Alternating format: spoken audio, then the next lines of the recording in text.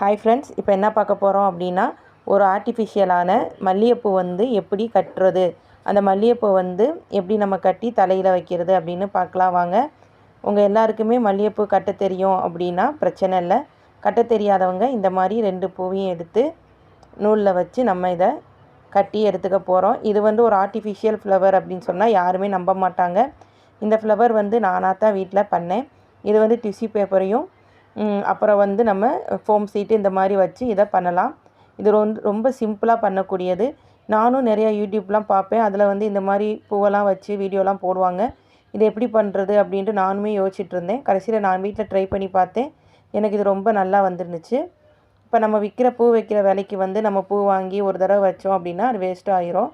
நம்ம அவ்வளோ காசு போட்டு அதை டக்குன்னு வாடி போனோன்னே எடுத்து எரிஞ்சிருவோம். ஆனால் இந்த மாதிரி நம்ம வீட்டில் சிம்பிளாக இந்த மாதிரி நம்மளே பண்ணி ஃபோம் சீட்டு, டிஷ்யூ பேப்பர் வச்சு இந்த மாதிரி வாட்டர் ப்ரூஃபாக பண்ணி வச்சுக்கிட்டோம் அப்படின்னா நம்மளுக்கு எப்பப்போலாம் தேவையோ அப்போ இந்த மாதிரி வச்சு எடுத்துக்கலாம்.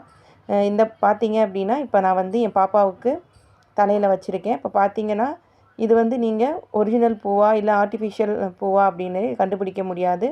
அதில் பார்த்தீங்கன்னா நடுவுலையும் நான் ரெட் கலர் வந்து கொடுத்துருக்கேன். ஒரு மல்லிகைப்பூ எடுத்து அதில் ரெட் கலர் கொடுத்து வச்சுருக்கேன். உங்களுக்கு இதை எப்படி பண்ணணும் அப்படின்ற வீடியோ எல்லாம் பின்னாடி நான் போடுறேன். உங்களுக்கு இதே மாதிரி யூஸ்ஃபுல்லான வீடியோ வேணும்னா மறக்காமல் என் சேனலை சப்ஸ்கிரைப் பண்ணிக்கோங்க.